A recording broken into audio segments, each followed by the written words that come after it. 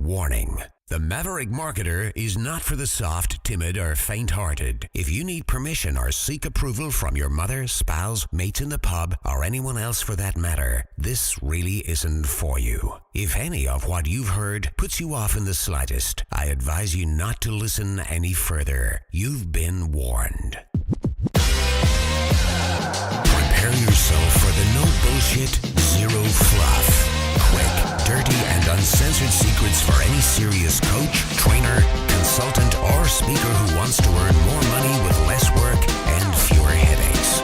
Without having to kiss ass or bend over backwards to please anyone. He's a relentless and fearless renegade who will stop at nothing to reveal the harsh, unforgiving, and brutal truth about what it really takes to succeed in this business. He's a guy people love to hate and hate to love. It's your host, Drew Edwards. The Maverick Marketer is unleashed. So John, welcome back to part 2.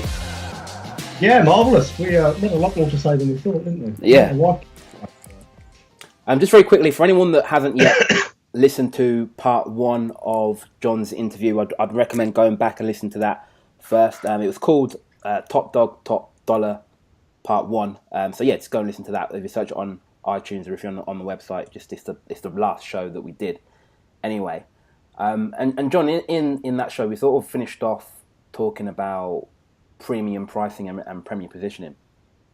And what I really wanted to start off with is, can you sort of explain the link between the two? Why you think the two work so closely hand in hand?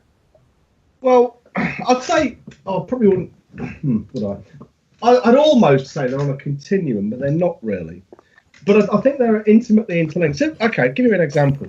I guess that some of your listeners are probably old enough to remember Mr. Motivator, the celebrity personal trainer used to be on morning television, going back about 25, 30 years now. I remember him, sir. Yeah, well, he was a celebrity, and that's part of premier positioning. Now, you wouldn't expect him to be working down your local gym for £15 an hour, would you? No. Now, if you wanted up front and personal timing with Mr. Motivator in his light green lycra, you'd expect to be paying a premium.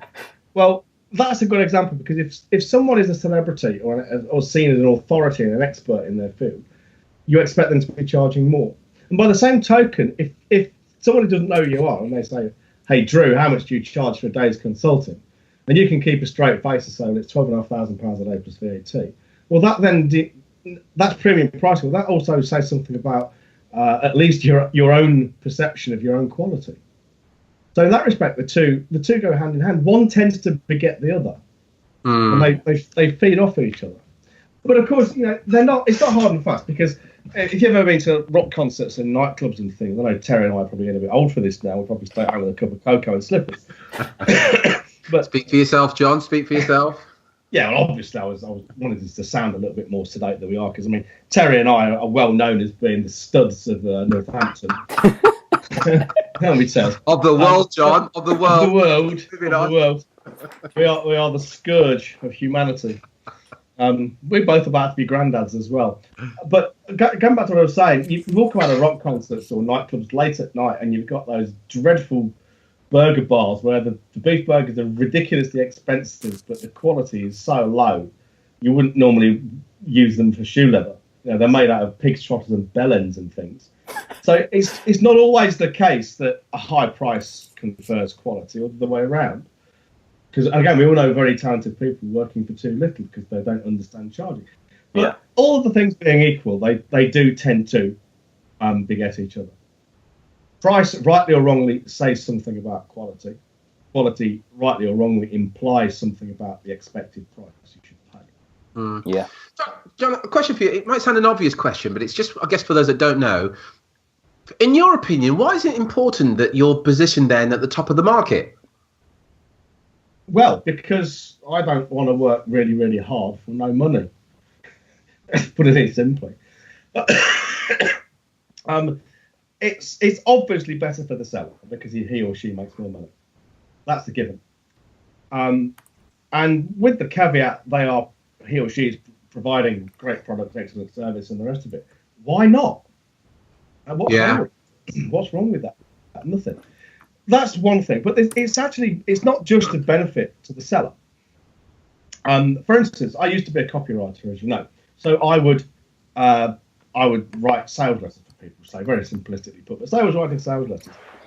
What do you think it's easier for me to do, from my point of view, to write one £10,000 sales letter, or find 10 clients and sell each of them £1,000 sales letters? So I'm writing 10 £1,000 sales letters. Okay, and then say I've got a month to do it. Say I need 10 grand a month coming into my business. Now, if I've got one sales letter to write in a month, and the guy or the lass is paying me 10 grand to do it, I can spend a fair amount of time polishing it, getting it just right, giving them the results they're paying for and they deserve. If I've got 10 clients and I only got 4 weeks to write 10 sales letters, and out of those 10, it's going to be 80-20, so 2 of them are going to be brilliant, another 2 are going to be complete arseholes, and the rest are going to be somewhere in between. Okay, it means I'm working much, much harder for the same amount of money in that respect. More important than that is I can't serve them. I mean, if I charge people a higher price, I can serve them better. I can give them the attention they deserve. Yeah. Right. And then, not going on from that, you tend to get what we call compliance, better compliance.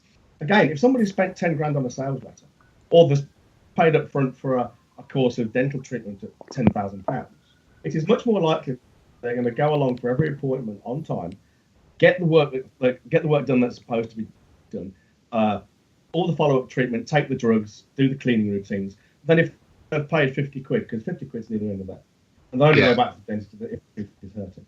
So you get better compliance. If you get better compliance, so in my case, it means they take my stuff and run with it and use it exactly how I say they should use it. They get better results. Well, that's what they're paying for in the first place. So it's actually benefiting them, paying me more. Yeah, and I think, I can't remember, where, I think, have you got a program called Profit Kickstart? Yes, I have. Yeah, I think you said I listened to that program, and you said a similar thing in that. And for me, I mean, me and Terry both had issues around increasing our prices. Pretty much the same thing that we hear from our clients now, and probably things that you hear every day, John. But it was when you said that it benefits your clients. That was for me personally. I don't know about you, Terry. That was what was a breakthrough for me. That actually, the more you charge, the actually more benefit your clients will get from your services for all the reasons you've just said. Yeah, absolutely. I mean, and again, let's not get silly about it. You're not going to sell a yogurt for 20,000 quid. Well, then again, you might, I suppose. Yeah. There'll be somebody out there who'll pay it for the right yogurt, And there are cocktails for thousands and thousands of pounds that are just normal cocktails, but they've got maybe a diamond in the bottom of the glass. Stuff like that. And I suppose for the right person in the right circumstances, that would give an experience commensurate with the price. Some Arab sheikh with a string of young blondes on his arm, that kind of thing. So, in all these things, possibly in every case, maybe not in every case, but in the vast majority of cases in the normal world, all of the things being equal, you actually benefit people by charging them more. And they feel better about it too. They brag about it, Yeah, because there are a percentage of buyers who are premium price buyers who will just buy the premium product or service. I'm one of them. Yeah. There are exceptions, but for the most part, if I buy something, I'll tend to go for the top end. I mean, when we went to buy the cave where I'm sitting now, we actually went in to buy a €2,000 shed for storing the company paperwork in, and that shed is in the barn, so it's a shed within a shed. And I saw the lady who was in an office, much like I'm in now, and the penny dropped, and I realised that they did office buildings. And I said, you do office buildings? She said, yes. I said, I want one. And all the time, and this is quite funny because it illustrates a really good point we'll no doubt come on to. I basically said, I want one of these. Show me a list of what we can have. And I just went down ticking, right-hand column all the way down. I want this, I want that, I want everything. And what else can I have in it? And she was trying to talk me out of spending the money. Well, we do exterior lights, but they're quite expensive. I don't care. I want the exterior lights. Yeah. And we have the wood paneling inside. I want wood paneling. But it's quite expensive. Fuck off. I want wood paneling. I demand my wood paneling. And she had in front of her a probably almost unique in her experience, I'd imagine. Someone who's literally walked in off the street in his pink jacket. He's got more money than sense to spend on this thing. Because we had at the time. We wanted to get John. Yes. Why are you wearing a pink jacket? Just need to cut in there. Because that's what I was wearing.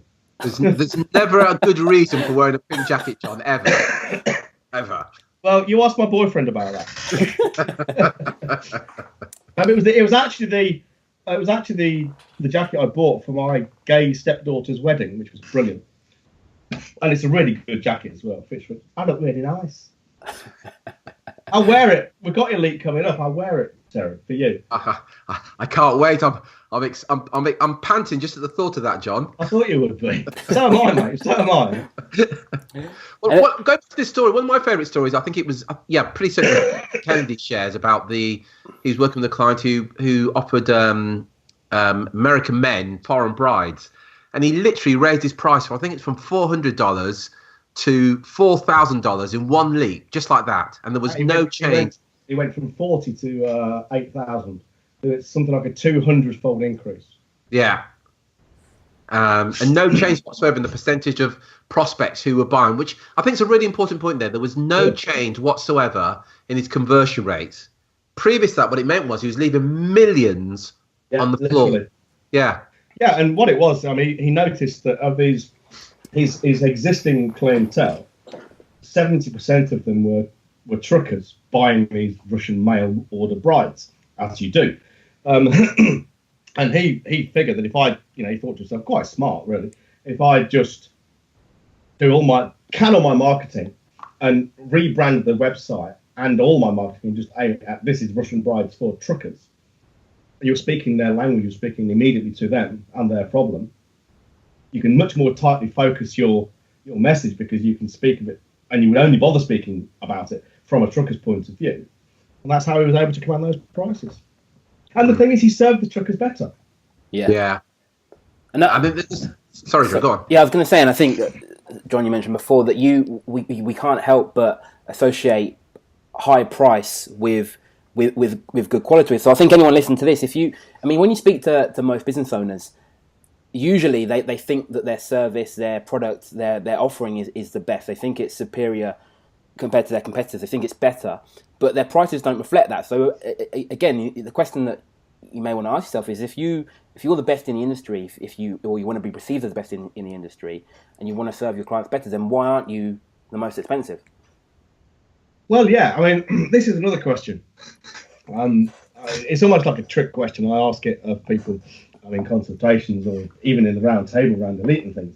Who is the most expensive person in your market? Oh, it's so-and-so. Well, why isn't it you? And if you ask people, and it's a perfectly bloody good question. Yeah. Why isn't it you? And there is no rational answer to it. I mean, there is, but no one's going to give this one, and that is, well, I'm not actually that good. Yeah. I mean, who's going to fucking say that? Yeah. I mean, of course, my fees are not as high as Dan Kennedy's, and you could quite reasonably ask me, why are your fees not as high as Dan Kennedy's? And the answer is, I'm not as smart as he is. Yeah. Seriously. And I mean, there are other influences as well. So, like I said, you find it very hard to sell a £10,000 yogurt, but I'm sure it can be done. There's a book that I mentioned the other day. In fact, Drew's already read it. The 80-20 Sales and Marketing by Perry Marshall. Oh, yes, I've read that too. Yeah. Yeah, great book, and he gives so many examples in there. As be it going to Starbucks, and you might think the average person spending £5 in Starbucks, and there is a large percentage that are spending that kind of money. But a company like Starbucks will also sell a very expensive coffee machine as well. Because there is a percentage of the market that will pay for that premium coffee machine, which, by the way, we would know better than any other coffee machine. But because it's been sold in Starbucks, they can add the premium to it. Yeah. And again, it's go on. I was going to say, not taking advantage of that. You're literally leaving millions on the table. Oh yes, without a doubt. Everybody, and I say this to everyone. We've just had another guy join the Elite. You'll probably meet him, the dog training guy. And I said to him, you need to have the ultra high-end option that costs nothing for you to promote and to promise, and it'll cost you nothing until you actually sell one, but it sells for a ridiculously high thing. And I said, it might be something like, you don't just take the dog for a week and board it. You take the dog on a fucking 5-star holiday, and it's maybe 10 grand. There are idiots out there who'll pay that to have their dogs taken away on a holiday, Yeah. Yeah. And the example I usually give is a painter and decorator, because that's a really common run-of-the-mill thing that everyone would say is a really commoditized business that you cannot do premium pricing in. Well, what if the painter and decorator says, we're not just going to paint your house because that's boring. We're going to paint a house. We're going to do all the stuff that painters and decorators do. But we're also going to clean your upholstery, clean your carpets, valet your car, do your garden, your landscape. And if you've got pets, we'll have those boarded and cleaned as well. And we're going to send you to Florida for 2 weeks while we do it. And that's £30,000. Well, again, there are people out there who'll do it. I probably would. And if I was in the market to have a painter and decorator, I would probably do something like that, because I would know I'm doing it myself. I could do with a holiday anyway. There are far more people willing to pay silly money for these things than you'd imagine. The reason people don't do it, well, there are many reasons. One is they don't believe these people are out there, because they often see their own services being commoditized, or they are actually commoditized. So they think, that they are dealing in. They are painted decorators, that's what they ever see themselves as. Or their marketing is not targeted enough. So they're using like Dan Kennedy says, the scattergun approach, rather than doing what the guy with the truckers did and thinking about, well, let me look at my existing customers and clients. What do they look like? Who are the best ones? I mean, people in the elite group again, I'm not trying to sell it or anything, but we meet this week and there's at least one place free. No, there are no. We are full up at the moment, so there are no places free.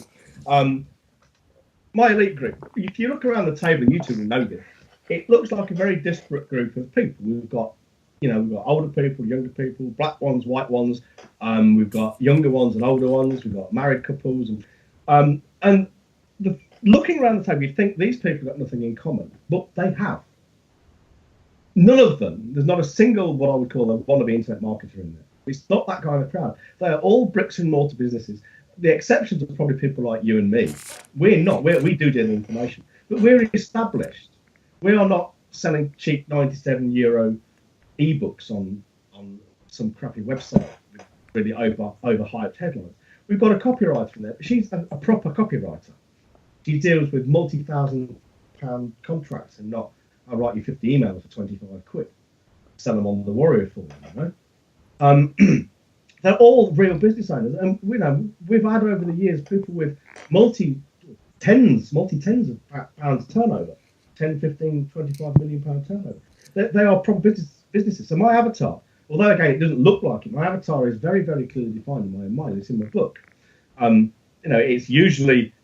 It's not male or female, but it's a libertarian-minded person, usually 35 and upwards, mostly married because they've got responsibilities, with an established, already successful bricks and mortar, for the most part, business, because that means they'll have money for the fees and money for implementation. Because money for, as you know, elite is not something that you join and then it just happens all by magic. It involves a lot of work. Well, if you can't afford to do the work, you won't do the work, and then it won't work for you. Yeah. So, I know exactly what I'm selling to. That's one of the reasons my retention is so high, because I know exactly what I'm doing. I come across as a bit of an idiot at times, and that's because I'm an idiot. But I'm quite a smart idiot at times too. So, John, I mean, just going back to the Mr. Motivator example that you used right at the beginning, how do you go about positioning yourself like that like for sort of your individual industry? How do you go from being just a run-of-the-mill personal trainer to being the Mr. Motivator that's on TV, that's charging premium fees, that's positioned as the leader in the field? Well, the really cool thing is, unlike, say, wanting to become the King of England or something, in which case you probably require an army behind you or something, and some kind of lineage that would declare your royalty, you can just assume the mantle of greatness. You can just call yourself an expert. I mean, there are.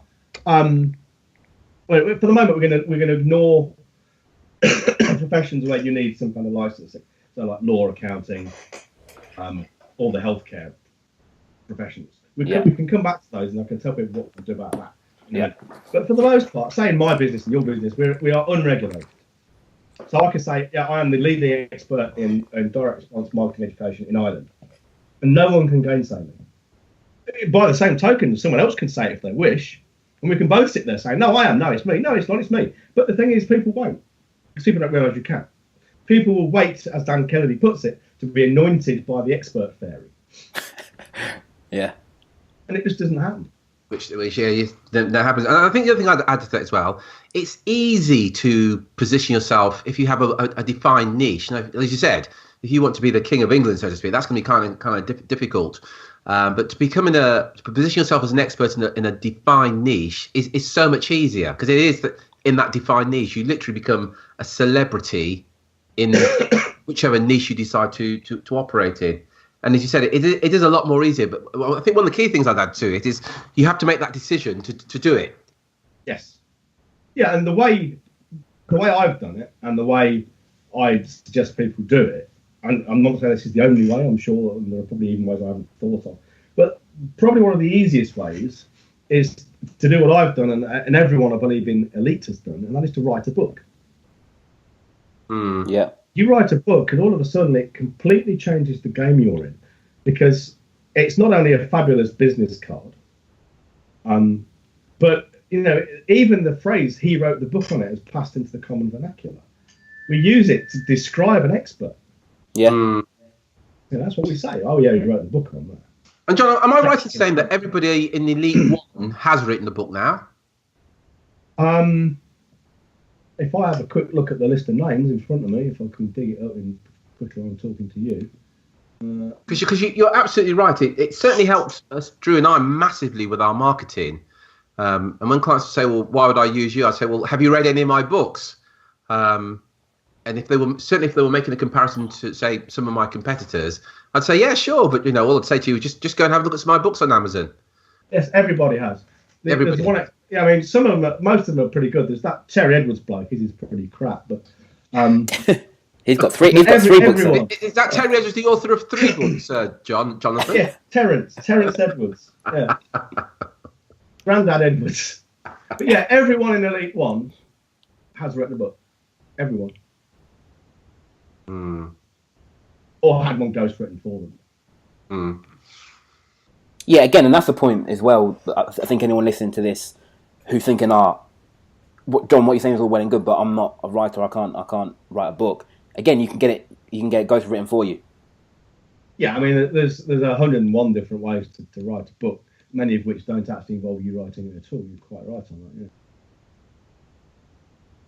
that. Yeah. And then once you've got the book, you see what that does. It's not just because the mistake most people make is that they write the book and then they just treat it as another product. When it's not, it's your primary marketing tool. So what happens is your entire marketing strategy should change. And what you do is you write the book, obviously on your niche and in your expertise, using your expertise. But you then use it. It's also a really fucking long sales letter. It markets you tastefully as being the expert. It explicitly positions you as the expert. So the book markets you or your business, and then you can focus solely on marketing the book. Yeah, Dan Kennedy says this, and I've had this discussion with people before. I've said it to Elite, I've said it in my newsletters, I've said it on my teleclasses, and most people seem to be missing it or ignoring it and letting it pass them by. It's a big mistake because it's huge. Dan Kennedy said in one of his books, I think it's the book Right to Business, he wrote with a guy called Adam Whitty. Yeah, good book. And yeah, it is good. And again, it doesn't tell us anything we don't already know, but it nicely codifies things. So in this book, he says that his best customers and clients come through his books. Now, I'm a classic example, and I'm not typical maybe, but I'm not unique. There are many more out there like me, I'm sure, in this respect at least. And that is, I read his books, I like what I saw, I bought more of them, I joined his inner circle, his lower end offering. I then went to a super conference, I went to another super conference, I went to a Renegade Millionaire, took a bit of a hiatus, read more of his books, joined this thing again, did a day's consulting with him at vast expense last November. I did an event with him in a couple of 4 weeks' time. I'm going to his Renegade Millionaire 2.0 in June. So, I mean, I guess over time I've been into Dan Kennedy for probably the best part of £75,000, all through reading a book. Well, yeah, you are not going to get that level of buy-in and commitment from someone. Well, I say you're not. It's less likely to get that kind of buy-in and commitment from just a crappy ad on Facebook and a sales letter and cheapskate Me Too marketing. Yeah. In the book, as you know, you said it's a great book, so obviously you've read it. Dan talks about why this is. And, book readers tend to be more intelligent. They're more willing to invest in themselves and in their time and their money. They're more thoughtful about things. They're learners. They tend to be implementers. They're more studied in their approach. All these things, all these reasons. And this is why I say everyone should write a book. Yeah. And it does give you one that I think, as I kind of touched on, is that competitive edge. As you know, you're the author in comparison to your competitors who just do the doing, so to speak. Some really good points there. Yeah, and I mean, another mistake people make, and it follows from what I said before about, and they get it, they don't really seem to realise that it changes the marketing game. They should be prepared to give the book away. I mean, my book is 365 pages, which is thicker than most. I'd say I wouldn't go below 150 because then it's more like a pamphlet. But a 150-page book costs you about £2 or something to print, perhaps less than that. I've seen business cards that cost much more than that. Yeah. The golden, black and gold, shiny, glossy ones, they cost about £3 or £4. And I'm going back probably 15 years. So it's a cheap way to get a fabulous business card, if you like, into someone's hands. I could get a copy of my book, and mine's a big, thick one, Terry. I'm really disturbed you shared that with me, but go on. Mine's a big, thick one. I could get it in someone's hands for about £11. And that includes the advertising. Well, that's not a bad price to pay for a somewhat warm lead with a postal address. And if I got them to pay for it with the shipping, it cost me something like £14. So for £14, I can get a buyer, which is, again, in my industry, in my particular business, because my focus is ultimately on the high-end events, elite things like that, is a fair price to pay. You're listening to Maverick Marketer Unleashed podcast. For show notes, additional resources, and podcast updates, head over to www.maverickmarketerunleashed.com. I'll happily pay £14 to get a book in someone's hands. Now, it's nice when you sell a copy on Amazon. You sell a book that's cost you £2.85 plus a few quid shipping for £25. That's nice. But you're never, I mean, with rare exception, you're not going to get rich out of selling your books. That's the mistake that most people make. They write the book and think, hey, I've got a product to sell. What do we do with products when we sell them? We make money. Oh, no, let's make some money selling the book. It's not how it works, usually. No, very true. And you literally have to sell thousands to make it worthwhile. And again, going back to the book you were talking about with Dan Kennedy and Adam Whitty, is that such a small percentage of the book writers actually achieve that, and become the J.K. Rowling of their industry just from book writing. Yes, it's so rare. It's virtually zero. Yeah. But you might as well zero. By the way, if you want a free copy of John's book, Grow Your Business Fast, you go to growyourbusinessfast.com/free. That's growyourbusinessfast.com/free, and you can get a free copy of John's book over there. John, one thing that you've sort of touched on a few times during this interview is your elite group. Obviously, you've mentioned, if just in case anyone doesn't know, me and Terry are both members of your elite group and have been for, 2 or 3 years? Since the beginning. We're in our fourth year, yeah. 3 years, and as you said, everyone in that group are authors. Everyone's getting really good results in their business. Again, you inspired us to create our own elite group with our own clients. From your point of view, why do you think that the elite process, what goes on in the meetings, why do you think it's so powerful? I think it's so powerful in general because it's focused on implementation, doing. It's not a motivational kind of group, is it? No. We do motivate each other, but that's not the primary purpose of it. It's a very honest kind of group. So it's a very safe environment. So people, they will come in and they feel free and feel comfortable and safe in. I was just saying, exposing themselves, exposing their weaknesses and their fears, and they know it won't go beyond the walls of the group. So from that perspective, it means people. I don't know really to answer your question. Well, I mean, so many reasons. One is because it's very much focused. It's very regimented. in the way we approach it. You know, we've got a fixed formula of how we do things. We've got the goals and challenges.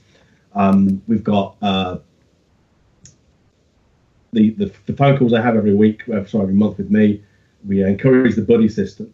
So it's very much focused on getting stuff done. Really, it's not a teaching group; it's an implementation group. Yeah. And I think the other reason it works so well is that, as I said at the beginning, I am very, very careful about, I'm very focused in my avatars, who I want in my business, and my selection criteria for elite is very tight. I think we may have spoken about this in the last podcast, but for instance, I always say to people, and make it very clear that it doesn't matter whether you can afford the fees or not. But it's £1,000 a month, sorry, £1,200 a month for the fees, but you need the same available to do the implementation. So if you haven't got £2,500 sloshing around in your business available every month, then there's no point in you joining, because you won't get the most out of it. So there's that. I'm very clear. The other thing is that I've said to people, I think I said it to you last week, whatever it was, I won't accept anyone into the group I am not personally willing to sit with in the bar one-on-one for an evening drinking Guinness, because that's entirely likely that will happen at some point. And I wouldn't enjoy the experience of talking to a dickhead for a night, and two, it wouldn't be fair. It wouldn't be fair to be taking their money and not treating them the same as everybody else. Yeah. Mm. And this has happened. We had a guy his girlfriend was very ill and she's since died, and I sat up one night till probably 5 o'clock in the morning just talking to this guy, and the conversation changed his life, his entire approach to her illness and the rest of it. I think another thing, and this is going to sound terribly twee, I suppose, and trite, but the other thing is I actually do care about it. I know this goes back to what I was saying about drinking in the bar with them. I can only think of one person who's come into Elite that I didn't feel this with, and he didn't last very long. But everyone in the group, both groups, I count them among my friends. I like them and I care about their businesses. I'm not saying I'm taking on responsibility for solving their problems, because that's not the way it works. But I do care, and I will always go, above and beyond the call of duty to make sure that people are okay. And speaking as a member of the Elite, and one big thing it did for us is that accountability, and just sitting in that room with like-minded beings. I think running the business is a pretty lonely idea, isn't it? Because most of the time you're on your own, and you get in the room with like-minded individuals, and you share your challenges. And sometimes you can't see the wood for the trees. And I know Drew and I, we've sat in on the hot seat, and the guys have said things you've just thought, bloody hell, it's kind of bloody obvious, or bleeding obvious, as they say. You just don't see it when it's your business and you're kind of in the thick of it. And people just say, other members say stuff, and you think, bloody hell. And it literally has transformed the way that we do everything. Just by having outsiders look at your business saying, have you considered this? And you go, I'm rather embarrassed to say that I haven't. I had exactly the same experience with Dan Kennedy on the day's consulting. He was coming out with stuff saying, because the way Dan worked, he basically, a lot of the time, he basically told me stories of past experiences. And they weren't just random, tales of how great he is. They were stories that illustrated points we were talking about. And you think in 40 years, and I mean, Dan is ridiculously prolific. And in 40 years of being that prolific, Dan has probably seen everything you ever liked to see in marketing. Yeah. So if we get talking about how do you increase retention, he'd come out with a load of stories about how people have done it. And that's a fabulously powerful way of teaching, which is effectively what he was doing in consulting. And he was coming out with problems that have been solved that I have got in my business that I would never have thought of in a million years. And even some things that are wrong, without naming any names or going into any detail, because that wouldn't be appropriate. There was one thing I didn't do in my own business. And the reason I didn't do it is because the guy that I looked up to quite a bit at the time wasn't doing it. And he told me why he wasn't doing it. And the reason he wasn't doing it was because he was fucking wrong. I assumed he wasn't, because he knew what he was doing. But Dan told me why he was wrong, and it makes sense. You were part of the discussion last time, so you know what I'm talking about. Yeah, And I think from my personal point of view, reason I think Elite's so powerful is because although you get a lot of good advice during the meetings and during the hot seat, sometimes you could just be having a conversation with someone at the bar or over dinner, and they say just one comment that to them is nothing. It's just a sort of a throwaway comment. But again, I've said it to you many times, John, after calls with you, and it literally it just sort of hits the nail on the head, and it just sort of transforms the way you were thinking about a certain problem or a certain issue that you had in your business. And yeah, for me, that's one of the biggest benefits you get. It's just the conversations outside of the meeting, almost outside of the hot seats. Yes, yeah. I mean, that's people have said that all along, and people. And again, we don't. I don't really push this side of it, and I don't certainly get involved in it. And I don't encourage it or discourage it. I just leave it. It's just neutral to me. But some people even do business within the group. There's like Vicky mentioned before. She did a lot of copywriting for a lot of the group members. Mo does a lot of the products and stuff. And we had Bill, the printer, in for a while. So people, it's not a networking group, but it does serve that purpose at times. And the thing is, the best thing about that for me, and why I guess I would encourage it if I was asked, I suppose, is that because of people's mindset, the libertarian mindset, and the fact we tend to be I hesitate to say it's a level above everybody else because it doesn't actually mean anything, but we tend to be thinking slightly differently from most people, and we tend to have more honesty and integrity. And because we would actually care what the group thought, you're more likely to get a good outcome with working with people in the group. Because you're not going to get screwed over because they know it would go around very quickly and it would reflect very badly on them. Yeah. To the point where if someone did a really bad thing, I'll kick them out. So, I don't want that kind of thing in my groups. And by the same token, we are in the hotel, as you know, it gets quite rowdy at times.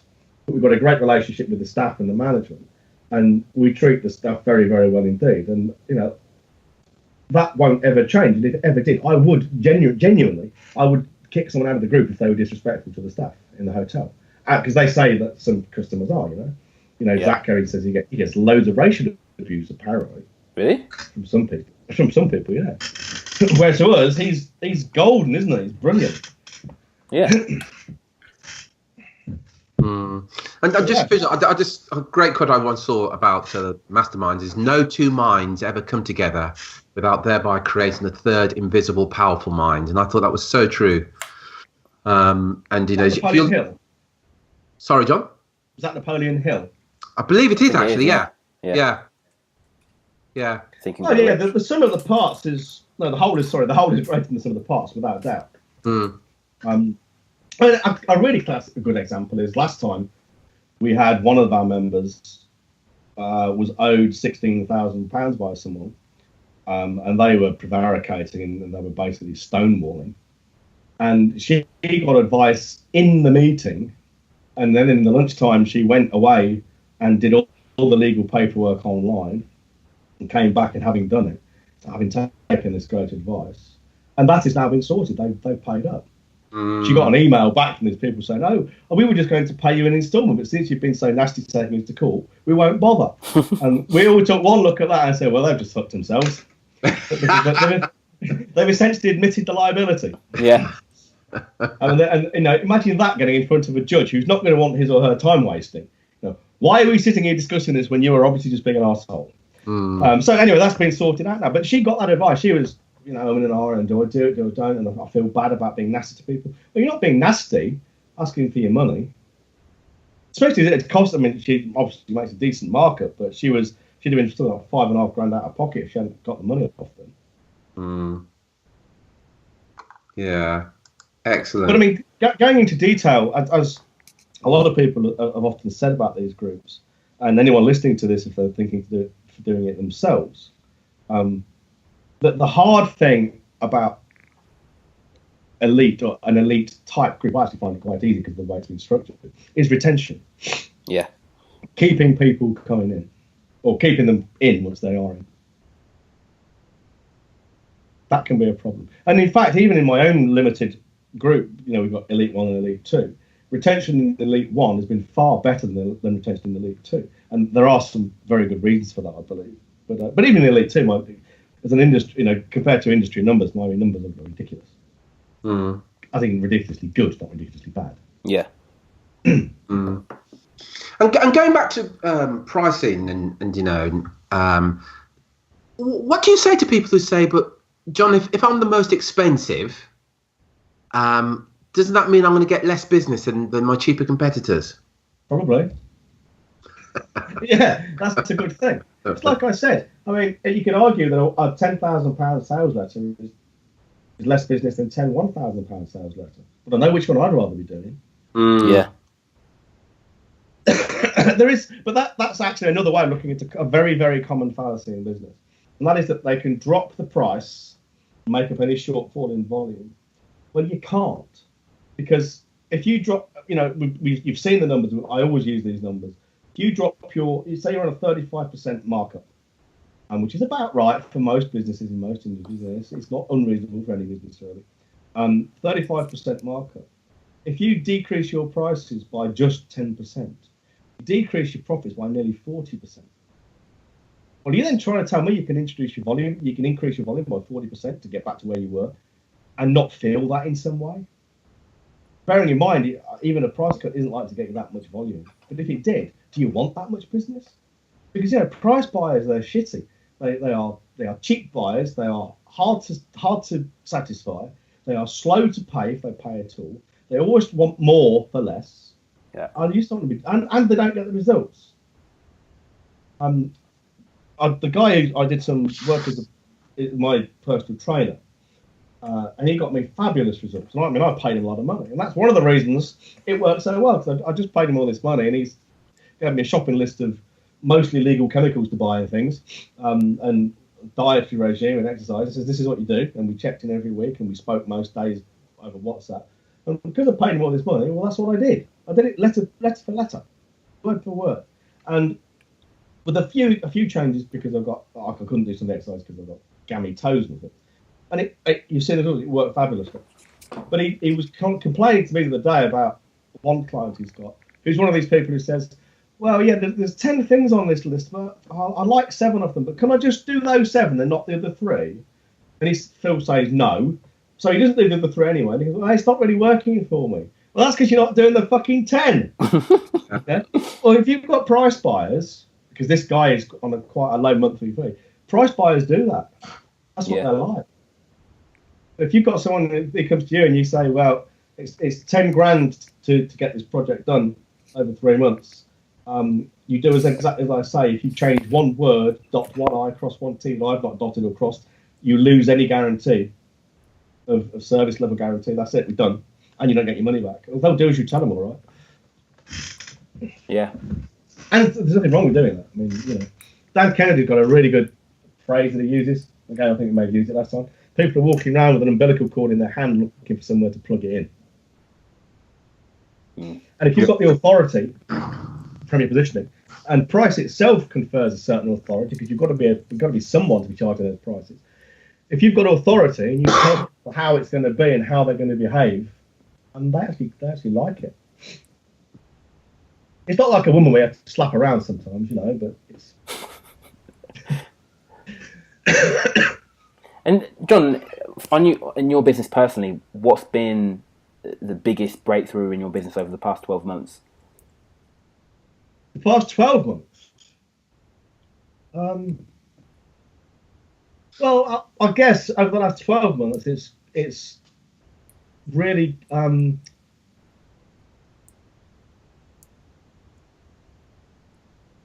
it's really going to see Dan and this event with Dan, because the event itself, it will probably make me a small profit.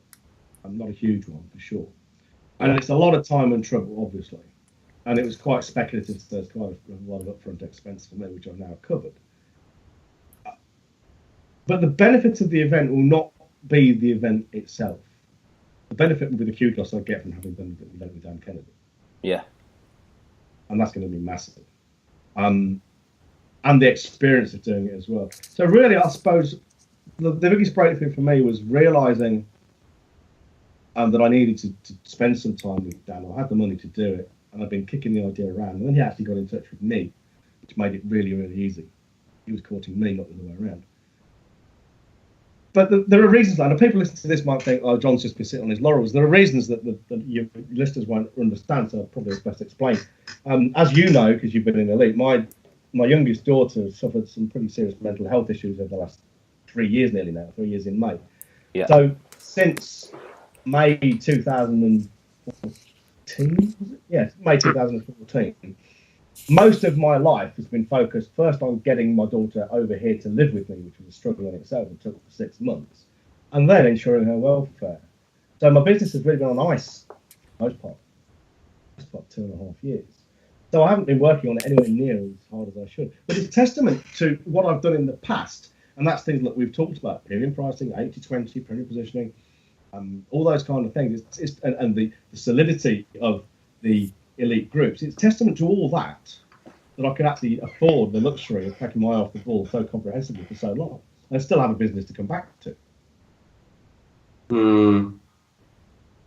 Brilliant. Now, if you were to ask me, perhaps a better question, if you were to ask me what has been the most effective thing or the most important thing in my business, full stop, which I think is probably a better question, to be honest. I don't think there's anything wrong with my question, to be honest, John. Say again? I said I don't think there's anything wrong with my questions, actually. In that case, smarty pants, you can answer the fuckers yourself.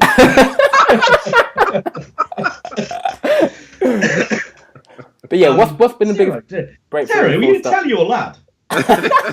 You sort it out. You're not a father yet, mate. When you're a father, you can start talking like that. Right, seriously. Probably the most powerful thing I've ever done is the three things we've really been talking about: 80/20, premium positioning, premium pricing. But I suppose underpinning a lot of that, especially the positioning one, is authenticity. I can remember the day I decided no longer was I going to wear the suit and do the nice things because that's what business owners are supposed to be like.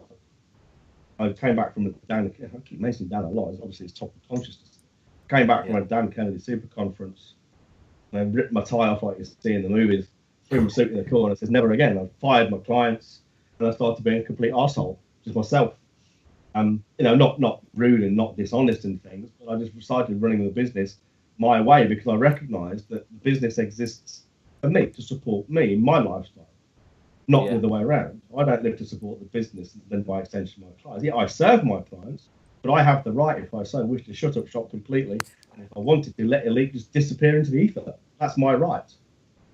And I remember very early on in Elite, somebody who just no longer comes along, this guy was only a guest as well, which made it all the more annoying, and made some comment about some stuff that didn't like. I think I was going to bed too early and not spending enough time in the bar, something like that. And I wrote a stinging fax the next Monday. Basically pointed out, it's my group, my rules. You don't like it, fuck off. Yeah. And that's the attitude I take to my business, and I have all along. And you don't always have to be that blunt. I will be that blunt, and I have been, and I will be. Anyway, anytime I need to be. You don't always need to be. But that is my attitude. My business, my rules. Brilliant. Now that itself is very powerful because most business owners don't treat their business like that at all. The customer is always right. It's the most perniciously wrong things business owners are taught. Yeah. And I've looked at some big corporates, and that was constantly drummed into us. The customer's always right. Well, if you just think about it intellectually, that's impossible. They can't all be right all the time. Oh, and often your customer's a fucking idiot. Yeah. Well, think of it this way: your customers come to you, especially in our kind of business. Right? We're not just I say just plumbers. Plumbers are very skilled people, but we are not just the hired help here to sweep the floors. We are experts in our niche. We've done the 10,000 hours thing. If you're coming to us for expert advice and we tell you that you're wrong, it's at least worth entertaining the idea you might be wrong. Yeah. Yeah, again, that comes down to positioning as well, doesn't it? Are you going to be hired as the expert, or are you going to be hired as a hired help? Yeah, I actually use those phrases quite a lot. Yeah, because they epitomise it quite a lot. And it's almost. I hate to use this because we all know the law of attraction is a load of bullshit and the rest of it. But you will be amazed. It's almost like magic when you change your attitude and you run your business along those lines. And you have a core message that goes out into the ether, if you like, and you live your values and you demonstrate your values, and everyone knows what they are, whether they like them or not doesn't matter. It changes everything. I don't even get hate mail anymore. Really? I'll soon change that. What's your email address, John? I very rarely get hate mail anymore because I've set my funnel up so well right at the beginning. They know that if they do send me hate mail, they will. The best they can expect is to be ignored. The worst they can expect is to have an email written about them, naming and shaming them for what idiots they are, and to be mocked publicly.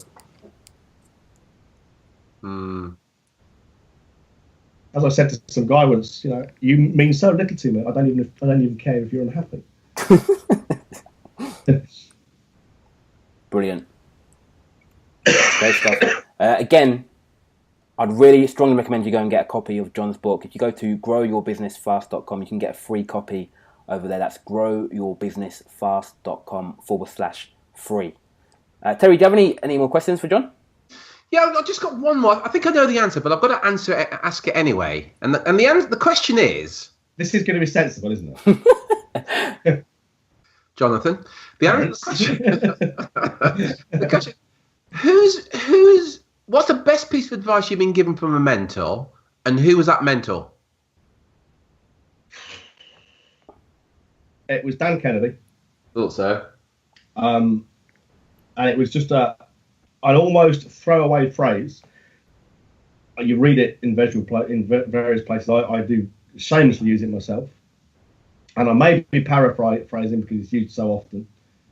And it also epitomises and sums up so many different aspects of what we've been talking about today. And that is, the only people's opinions that count are the people who are giving me money. Yeah. People on my list, they sometimes they don't send hate mail, but they'll sometimes send friendly advice. You could swear a little bit less, that kind of thing. Well, I don't. If they're not giving me money, I don't care. Why would I even be interested? Why are you bothering with me? Me with it all.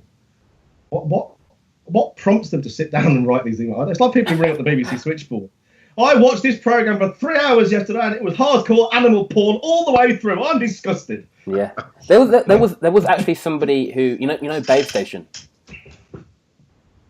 You guys Yes. So Babe Station is basically a channel where there's I guess semi-naked women on TV, and someone actually rang and complained because one of them accidentally flashed their vagina. Right. It's like, why are you watching it to complain about that of all things? I mean, you're asking the wrong bloke. So I've got no idea what goes on in people's minds when they're thinking. Yeah. And if you don't like it, just turn the telly off. Don't watch it again. Very simple. But yeah, it's the idea that the only people whose opinions count are the people who are paying you money. And even then, it's not. If they are breaking your rules, even then you can tell them to sling the rope. Yeah. But certainly, people who are not paying you money, why would you care? Why would you care? Yeah. Brilliant. Excellent. John, as usual, fantastic. Yeah, I've really enjoyed it. Time goes really, really quickly. Which is surprising considering what boring pair you are. Brilliant. Again, John, thanks a lot. And again, to get a free copy of John's book, go to growyourbusinessfast.com/free. That's growyourbusinessfast.com/free. Oh, that's cool. And anytime you want to do this again, guys, just let me know. Always up for it. Brilliant. Will. Thanks for that, John. Really appreciate it. Seriously, mate. Thank you ever so much for today, and for last week. I can't believe you. We've sat with you for 2 hours. And you're still talking to me. Oh, unbelievable. Amazing. And I'll see you guys in a week today. Your life is almost complete, John. It will be complete then, Terence. It will be complete then.